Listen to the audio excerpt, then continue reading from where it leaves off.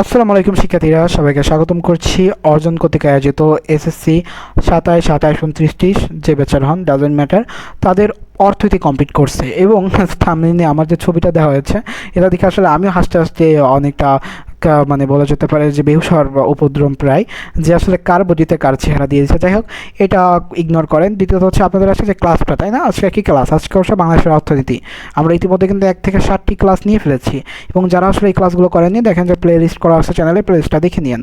তো এই যে কথাবার্তা বললাম, আপনি যদি চ্যানেলে নতুন হয়ে থাকেন কী করবেন? চ্যানেলটাকে সাবস্ক্রাইব করবেন, এবং ফেসবুক পেজ থেকে বা এফবি পেজ থেকে দেখে থাকলে অবশ্যই পেজটাকে ফলো করবেন।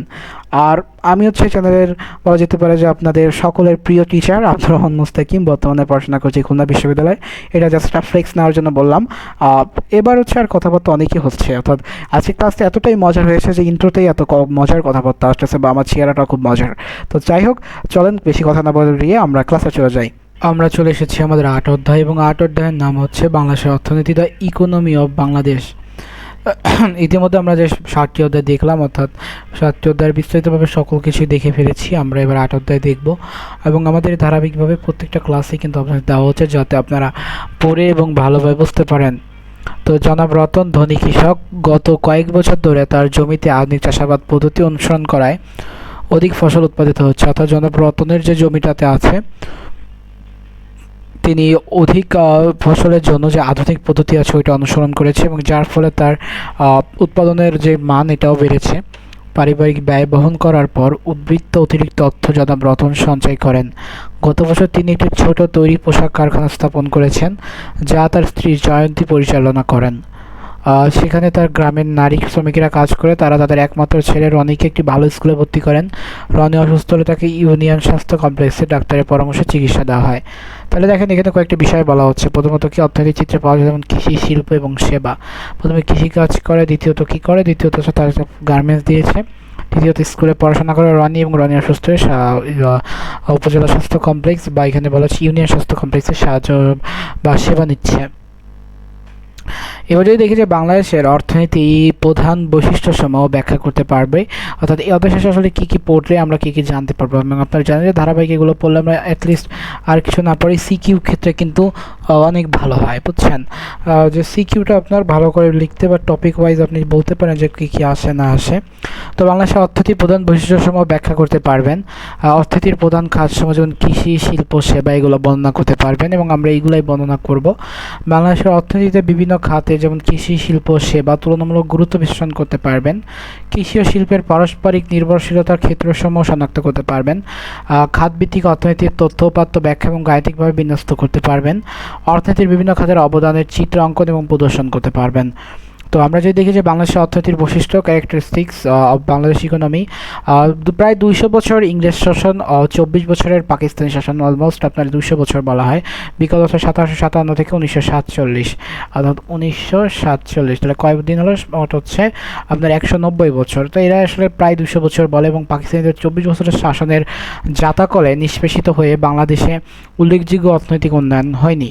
উপরিক্ত 1971 সালে দীর্ঘ 9 মাসের স্বাধীনতা যুদ্ধে বা অর্থনৈতিক অবকাঠামোর ব্যাপক ক্ষতি সাধিত হয়, যার যে যুদ্ধটা ওইটা আসলে দেশের অবকাঠামো অনেক ক্ষয়ক্ষতি হয়। স্বাধীনতা লাভের পর 5 দশক ধরে উন্নয়নের ফলে বাংলাদেশের উল্লেখযোগ্য অর্থনীতির অগ্রগতি সাধিত হয়েছে। বাংলাদেশ এখন একটি নিম্নমধ্যম আয়ের দেশে, নিম্নমধ্যম আয়ের উন্নয়নশীল দেশ, এবং এই ডে টু ডে এটা আপডেট হচ্ছে, এবং ডে টু ডে এটা উন্নত হচ্ছে। বাংলাদেশের অর্থনীতির নিম্নলিখিত প্রধান বৈশিষ্ট্যগুলো সহজে পাওয়া যায়। অর্থাৎ বাংলাদেশ যখন আসলে 190 বছর প্লাস বা প্রায় 200 বছর আসে কাদের শাসনের অধীনে ছিল? ইংরেজদের শাসনের অধীনে। ইংরেজরা তাদের শাসন করেছে, তাদের শোষণ করেছে, তাদের ইচ্ছা মতো সকল কিছু করেছে।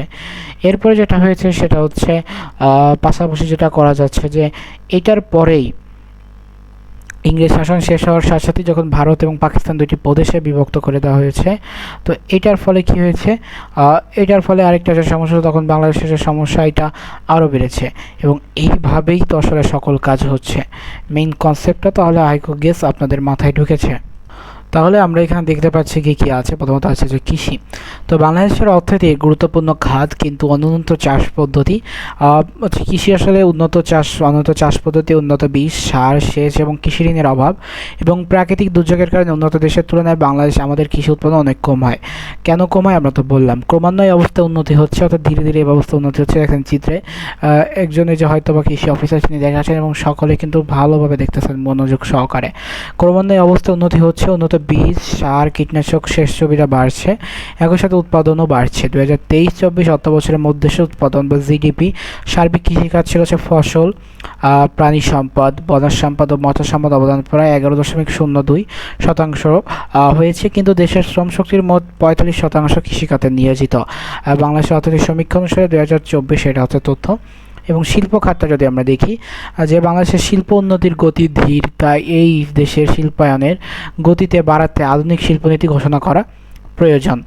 এই নীতির উদ্দেশ্য হলো কর্মসংস্থান বাড়ানো, শিল্পায়নে নারীদের অংশগ্রহণ বৃদ্ধি এবং দারিদ্র্য কমানো।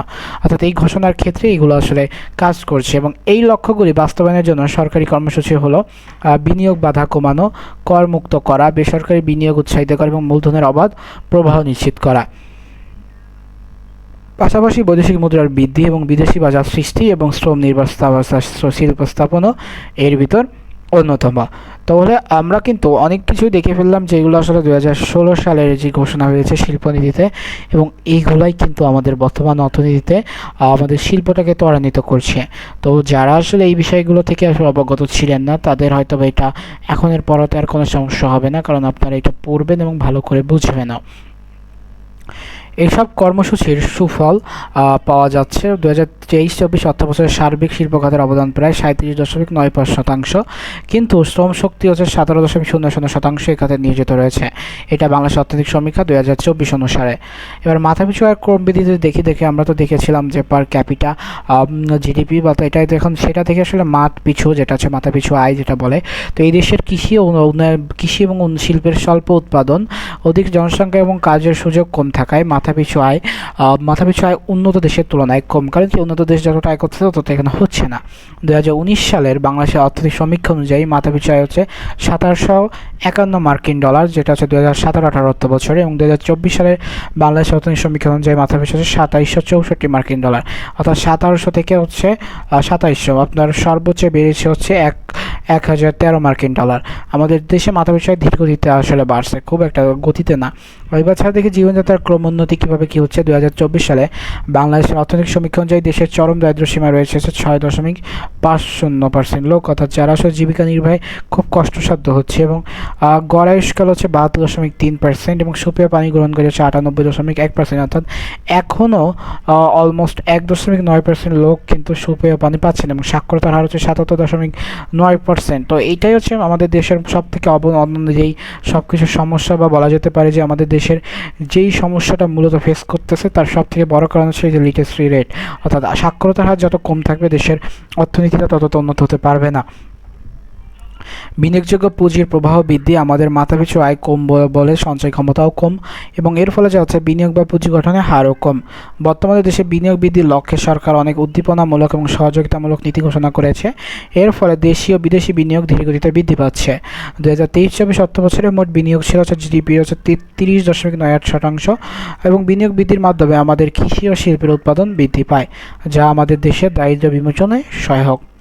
খাদ্য ঘাটতি এবং পুষ্টিহীনতা যদি দেখি, যে বাংলাদেশকে বিভিন্ন প্রকার খাদ্য স্বয়ংসম্পূর্ণ করতে সার্বিক কৃষি খাতকে সবচেয়ে গুরুত্ব দিয়েছে। এর ফলে বিগত কয়েক বছর ধরে খাদ্যশস্য উৎপাদন ব্যবস্থা, উন্নত বীজ, সার এবং প্রযুক্তি ব্যবহারের মাধ্যমে অধিক ফসল উৎপাদন করাও সম্ভব হয়েছে। সপ্তম হচ্ছে জনসংখ্যা বৃদ্ধির হার হ্রাস, এটা হচ্ছে বাংলাদেশ একটি জনবহুল দেশ।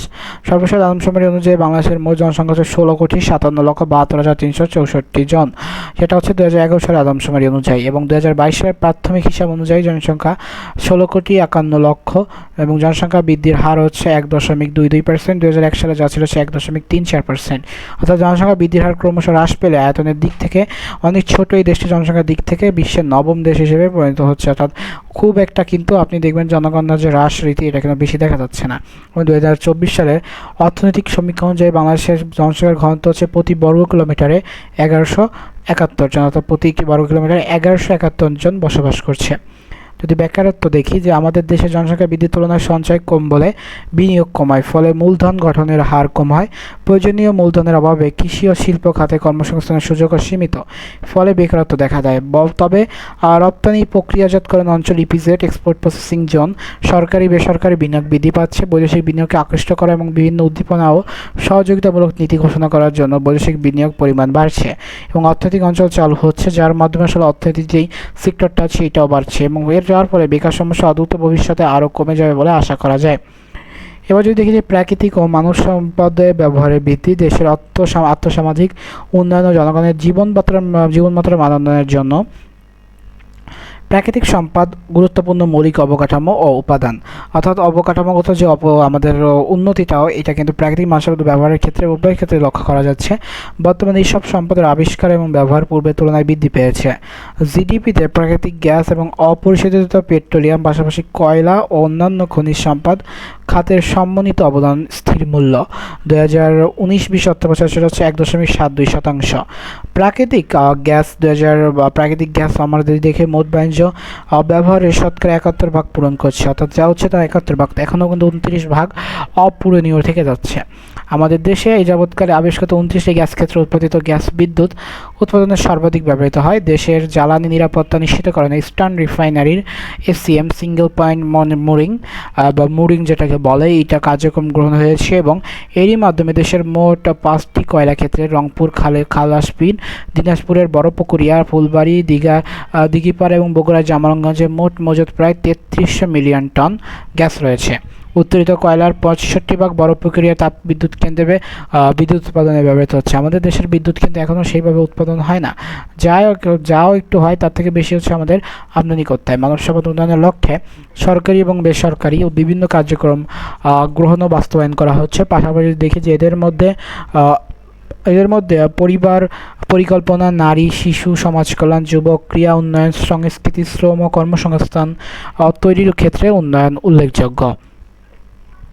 বৈদেশিক বাণিজ্যিক ঘাটতি ক্রমবর্ধমান জনসংখ্যার বহুমুখী চাহিদা পূরণ এবং উন্নয়নের ক্ষেত্রে আমাদের ভোগপণ্য ও মূলধনী দ্রব্য আমদানি বাবদ প্রচুর অর্থ ব্যয় করতে হয় এবং আমাদের রপ্তানি আয়ের তুলনামূলক অনেক বেশি, অর্থাৎ আয়ের তুলনায় আমাদের আমদানি খরচটা বেশি, যেটা আসলে বৈদেশিক বাণিজ্যের ঘাটতিটা দেখা দিচ্ছে।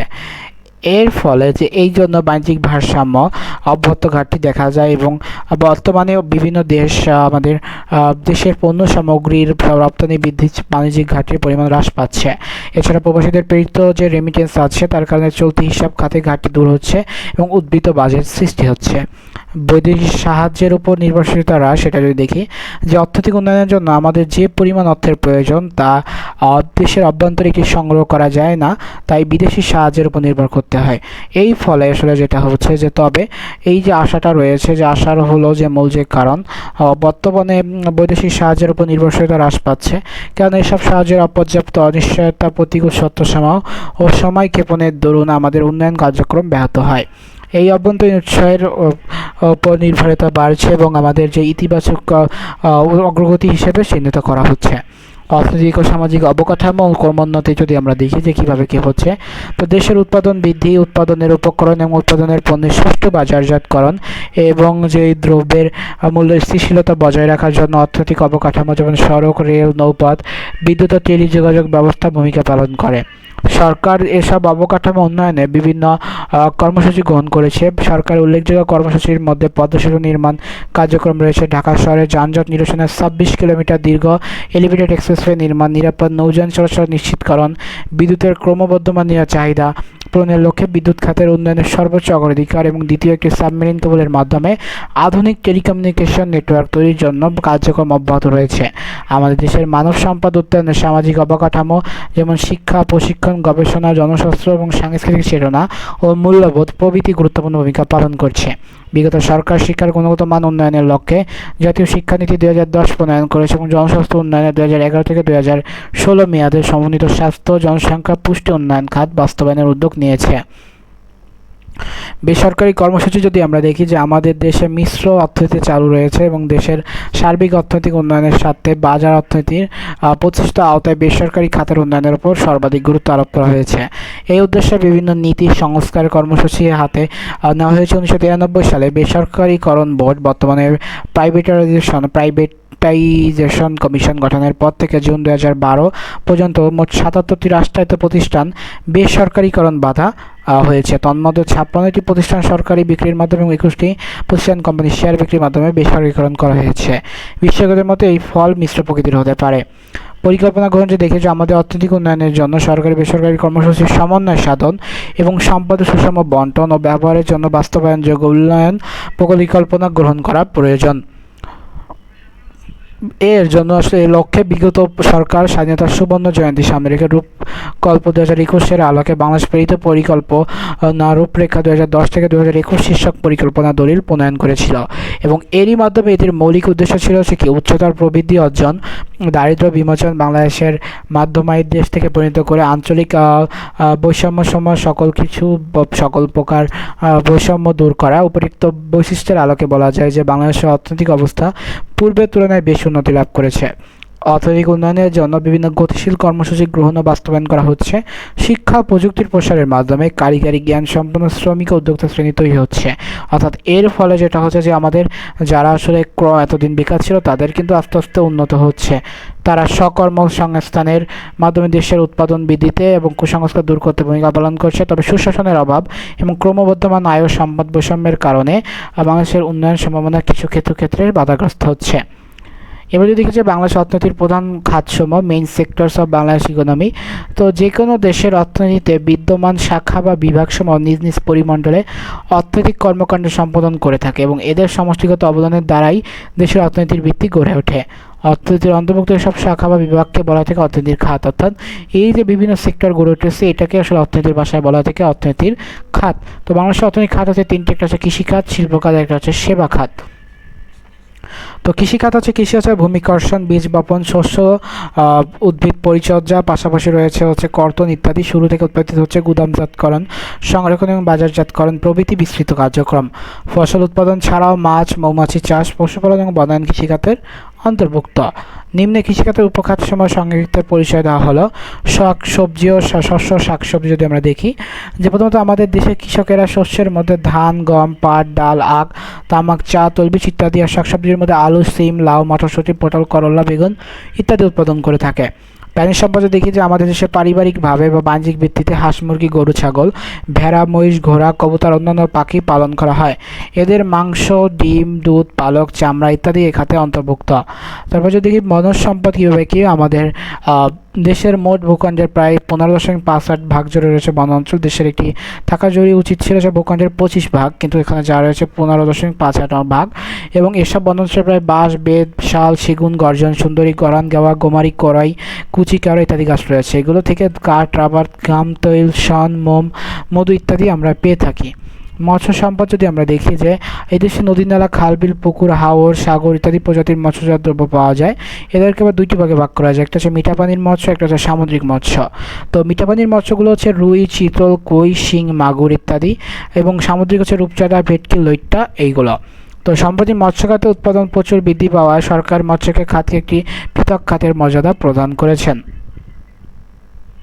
কৃষিখাতের অবদান বা গুরুত্ব যদি আমরা একটু লক্ষ্য করি যে কৃষিখাতের গুরুত্ব বা এটার অবদান কীভাবে কী সংগঠিত হচ্ছে, সেই ক্ষেত্রে যেটা লক্ষ্য করা যাচ্ছে যে বাংলাদেশ কৃষিখাতের অবদান বা এর গুরুত্ব। কৃষি নির্ভর বাংলাদেশের অর্থনৈতিক প্রবৃদ্ধি কৃষিখাতের উন্নয়নের উপর বহু অংশে নির্ভরশীল। অর্থাৎ বহু অংশে আসলে এটা নির্ভরশীল। গ্রামীণ অর্থনীতির উন্নয়ন, খাদ্য নিরাপত্তা তথ্য, খাদ্যশস্য উৎপাদনের স্বনির্ভরতা অর্জন, দারিদ্র্য বিমোচন, জীবনযাত্রার মান উন্নয়ন, পাশাপাশি রয়েছে হচ্ছে কর্মসংস্থান বৃদ্ধি ইত্যাদি কৃষির অগ্রগতিরভাবে প্রত্যক্ষভাবে জড়িত, অর্থাৎ সরাসরিভাবে জড়িত।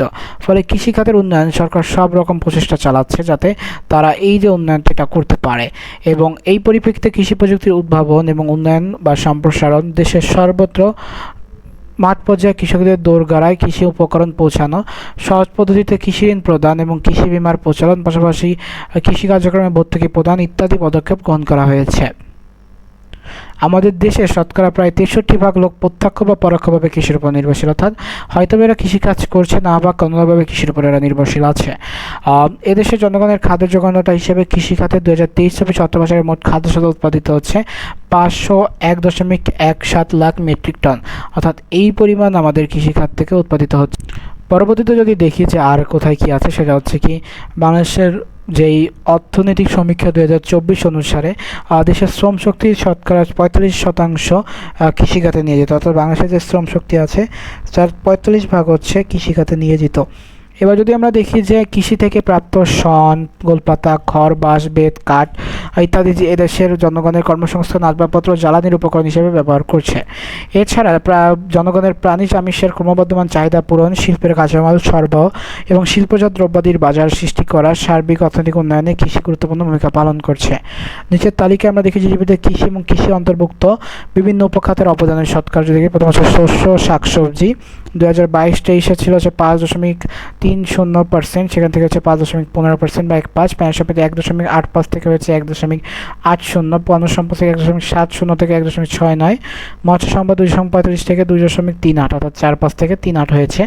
অতএব 2023-24 অর্থ বছরের সার্বিক কৃষিখাতের অবদান ছিল হচ্ছে 11.02%, কিন্তু 2020-21 অর্থ বছরে তা অবদান ছিল হচ্ছে 12.07%। কৃষিখাতের প্রধান রপ্তানি দ্রব্য হিমায়িত খাদ্য বা ফ্রোজেন ফুড, কাঁচা পাটজাত দ্রব্য বা চা। দেখেন যে বাগদা গলদা যে মাছগুলো আছে এইগুলো কিন্তু অনেক ক্ষেত্রে ওই যে রপ্তানি করা থাকে, অনেক খাদ্য আছে যেগুলো হিমায়িত করা হয়। তাই বাংলাদেশের অর্থনৈতিক উন্নয়নে কৃষিখাতের ভূমিকা গুরুত্বপূর্ণ। এবার যদি আমরা দেখি যে ইন্ডাস্ট্রিয়াল সেক্টর, অর্থাৎ ইন্ডাস্ট্রি সেক্টরে কী কী আছে, তো সেই সেক্টর যদি আমাদের পর্যালোচনা করি বা আমরা যদি একটু বলি যে আমাদের ইন্ডাস্ট্রিয়াল সেক্টর আসলে কী বা কী কোন সেক্টরে কাজ করে, তো প্রথমত হচ্ছে ইন্ডাস্ট্রিয়াল সেক্টরটা কি আমাদের সেটা বুঝতে হবে। তো ইন্ডাস্ট্রিয়াল সেক্টর হচ্ছে শিল্প খাত, আমাদের শিল্প খাত বা হচ্ছে আমাদের যেখানে আসলে শিল্প প্রতিষ্ঠান রয়েছে এবং শিল্প প্রতিষ্ঠানে বিভিন্ন ধরনের কাঁচামাল একটা প্রক্রিয়াকরণের মাধ্যমে আমাদের রপ্তানি বা পরবর্তীতে আমাদের দেশীয় মার্কেটে বিক্রয়ের জন্য ব্যবস্থা গ্রহণ করা হচ্ছে। তো এইটার ক্ষেত্রে প্রথমত এটা দেশীয় অর্থনীতিতে অনেক ব্যাপক ভূমিকা রাখে। দ্বিতীয়ত এই যে সেক্টরটা হচ্ছে এখানে অনেক লোকের কর্মসংস্থানও তৈরি হচ্ছে। আপনি যদি দেখেন যে শিল্প খাতে কিন্তু বা অনেক শ্রমিক রয়েছে যারা এই সেক্টরে দায়িত্বরত আছে।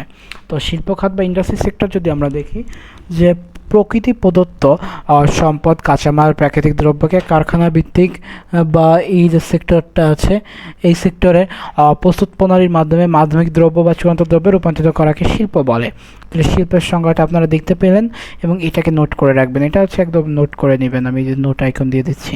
তো বাংলাদেশের জাতীয় আয় নির্ণয়ের 15টি খাতের খনিজ সম্পদ বা খনন রয়েছে। ম্যানুফ্যাকচারিং, বিদ্যুৎ, গ্যাস ও পানি সরবরাহ এবং নির্মাণ খাতগুলো সমন্বয়ে সার্বিক শিল্প খাত গড়ে উঠেছে।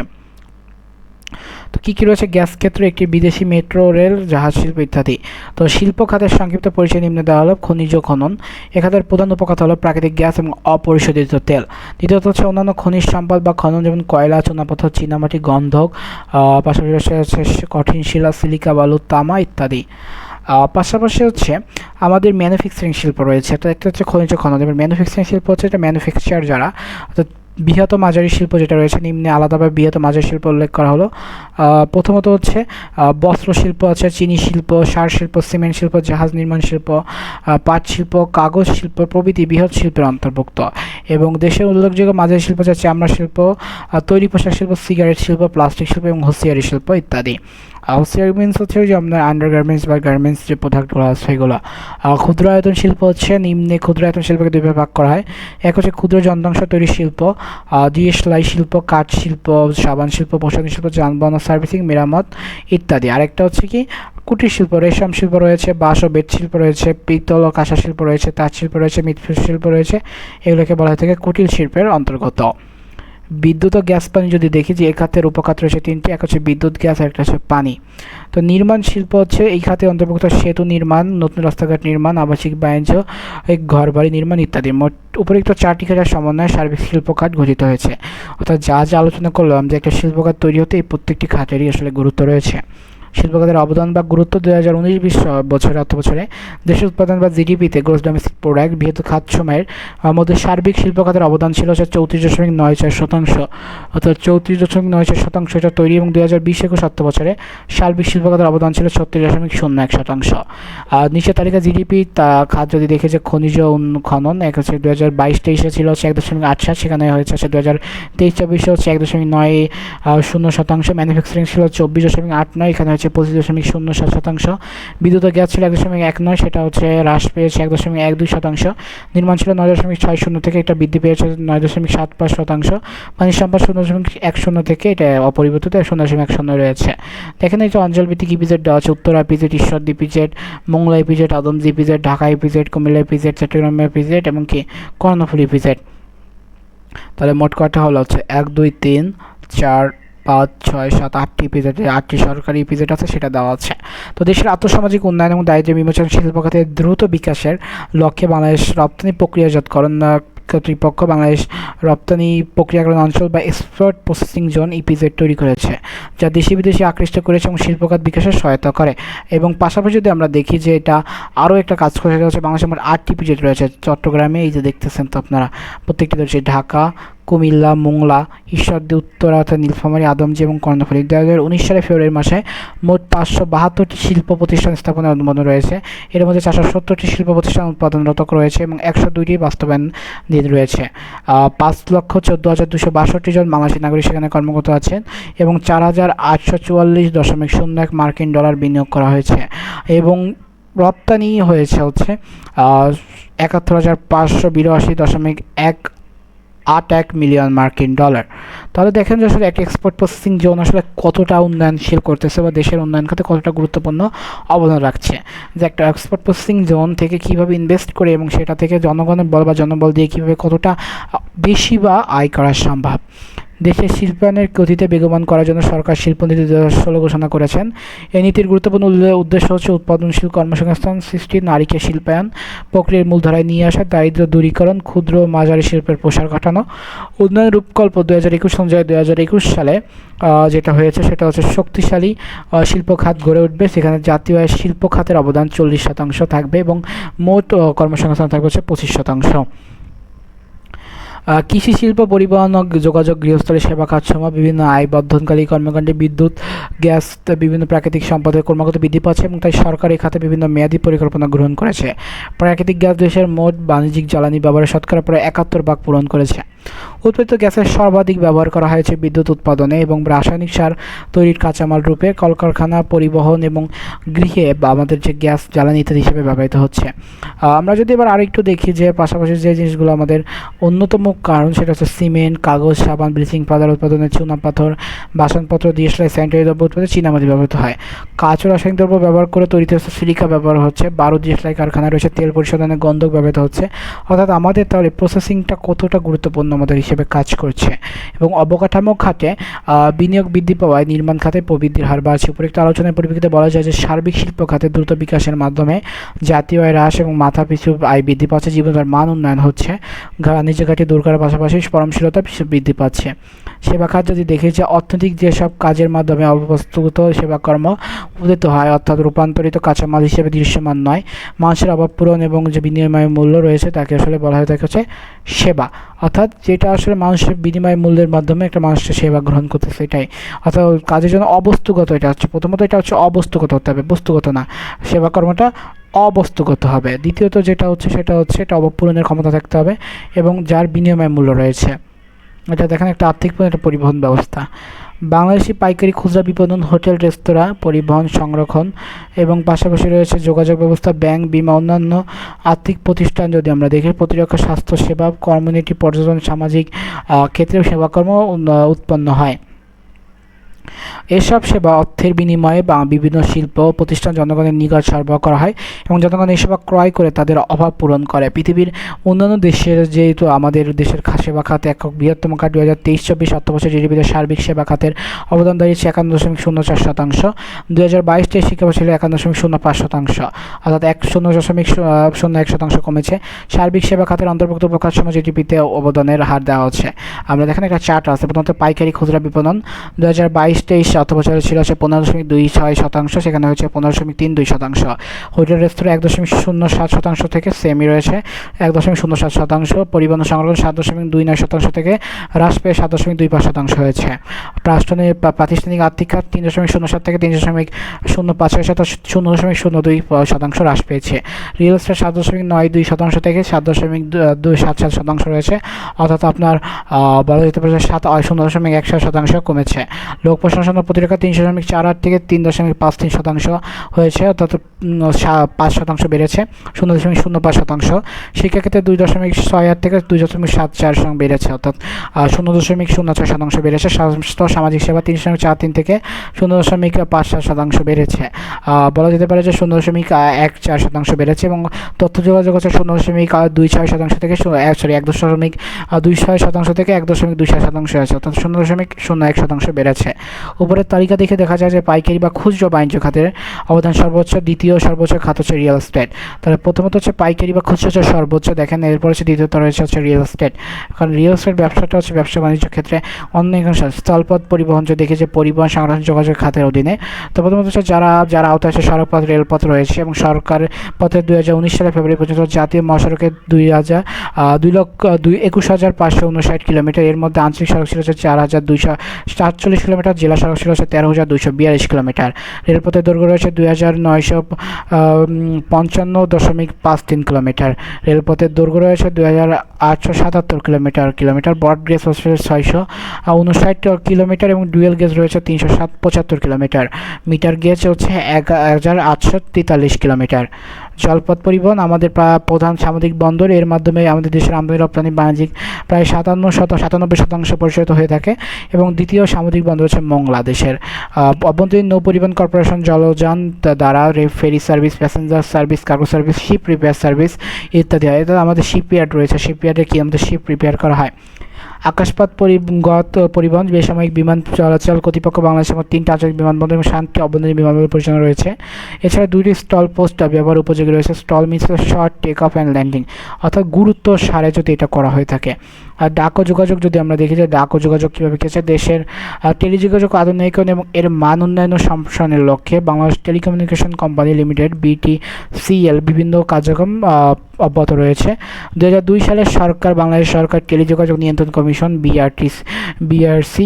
BTRC এবং গঠনের পর গ্রাহক সংখ্যা দ্রুত বৃদ্ধি পাচ্ছে। জানুয়ারি 2007 গ্রাহক সংখ্যা হচ্ছে 12.8 কোটি অতিক্রম করেছে। ডাক বিভাগ সারা দেশে 9,886টি ডাকঘরের মাধ্যমে ডাক সেবা আপনার প্রদান করছে, এবং এর উপখাতে রয়েছে 2016-17 অর্থ বছরে প্রবৃদ্ধির হার ছিল 6.9%। এবারে দেখি যে এই খাতের উন্নয়নে সরকার বিভিন্ন রকম কার্যক্রম গ্রহণ করেছে। দেশের জনগণের জীবনমানের উন্নয়ন, নিরাপত্তা বিধান, উৎপাদিত পণ্যের বাজারজাতকরণ, উপকরণের গতিশীলতা আনয়নে, সুস্বাস্থ্যের অধিকারী শিক্ষিত সম্পদ উন্নয়ন এবং আত্মকর্মসংস্থানের সার্বিক সেবা খাত গুরুত্বপূর্ণ ভূমিকা পালন করতে পারে। একটি কাজ রয়েছে বাংলাদেশ সেবা খাতের উন্নয়নে কী কী পদক্ষেপ, তা তুমি মনে করে এগুলো তুমি লিখতে পারো। বিভিন্ন খাতের আপেক্ষিক গুরুত্ব, উৎপাদনে নিম্নলিখিত আমাদের দেশের মোট দেশের উৎপাদন GDP 15টি খাত নিয়ে গঠিত, এবং খাতসমূহ কৃষি, শিল্প, সেবা বৃহৎ খাতে বিভক্ত রয়েছে। আর বাংলাদেশের পরিপ্রেক্ষিতে কৃষি হলো অর্থনৈতিক প্রবৃদ্ধির গুরুত্বপূর্ণ চালিকা শক্তি একটি, এবং এটি অর্থনৈতিক উন্নয়নের চাবিকাঠি। কারণ এই অর্থনৈতিক কাঠামো গড়ে উঠেছে কৃষিকে কার্যক্রমকে কেন্দ্র করে। বিপুল জনগোষ্ঠীর খাদ্য নিরাপত্তা নিশ্চিতকরণ এবং দারিদ্র্য বিমোচন, জীবনযাত্রার মনোন্নয়ন, কর্মসংস্থান বৃদ্ধি ইত্যাদি কৃষির অগ্রগতির সাথে প্রত্যক্ষভাবে জড়িত। কিন্তু কৃষি প্রকৃতির উপর নির্ভরশীল বলে স্থিতিশীল অর্থনৈতিক নির্দেশ করে না, কারণ এই দেশে প্রতিবছরই বন্যা, জলোচ্ছ্বাস, ঘূর্ণিঝড় ইত্যাদি, খরা ইত্যাদি দ্বারা নানা রকমের প্রাকৃতিক দুর্যোগের কারণ কৃষিক্ষেত্রে উৎপাদন অনিশ্চিত থাকে। তাই বর্তমান মুক্তবাজার অর্থনীতিতে শিল্পায়নের মাধ্যমে চ্যালেঞ্জ মোকাবেলা করে আমাদের দেশের সার্বিক উন্নয়নের সাথে শিল্পায়িত অর্থনীতি গড়ে ওঠা তোলা প্রয়োজন। কেননা শিল্পায়নের মাধ্যমে কী হচ্ছে, কৃষির আধুনিকায়ন হচ্ছে, প্রাকৃতিক সম্পদের সুস্থ ব্যবহার হচ্ছে, এবং বিদেশের উপর নির্ভরশীলতা হ্রাসের পাশাপাশি বৈদেশিক মুদ্রা অর্জন এবং শক্তিশালী প্রতিরক্ষা গড়ে তোলা সম্ভব হচ্ছে। কৃষি ও শিল্প খাতের উন্নয়নের জন্য পাশাপাশি সার্বিক সেবা খাতের বিভিন্নমুখী কার্যক্রম, যেমন শিক্ষিত প্রশিক্ষিত মানব সম্পদ গড়ে তোলা, নারী ও শিল্প উন্নয়ন, যুবক্রিয়া অবকাঠামো উন্নয়ন, তথ্য প্রযুক্তির উন্নয়ন সাধন করে কৃষি সমৃদ্ধশালী সোনার বাংলা গড়ে তোলা সম্ভব হচ্ছে। এই উদ্দেশ্যে বাস্তবায়নের জন্য কৃষিখাতে টেকসই প্রবৃদ্ধি অর্জনের লক্ষ্যে ব্যাপক সরকারি সহায়তা, যেমন অপর্যাপ্ত ভর্তুকি প্রদান, শেষের জন্য নির্বিচ্ছিন্ন বিদ্যুৎ সরবরাহ, কৃষি ঋণের প্রবাহ বৃদ্ধি, প্রতিকূলতা আবহাওয়া এবং লবণাক্ত সহিষ্ণু বীজ উৎপাদন করা, কৃষিভিত্তিক শিল্পের বিকাশে সহায়তা করা, প্রধান প্রবৃদ্ধির ফলে কৃষিখাতের প্রবৃদ্ধি সচেতন পর্যায়ে রাখা, বিদ্যুৎ শিল্প অবকাঠামো খাতে বিনিয়োগ বৃদ্ধির ফলে শিল্প খাতে উৎপাদন বৃদ্ধি পেয়েছে। সার্বিক সেবা খাতের অন্তর্ভুক্ত প্রায় সবগুলো খাতেই মোটামুটি প্রবৃদ্ধি বজায় রাখায় এ খাতের প্রবৃদ্ধি সচেতন পর্যায়ে পৌঁছেছে।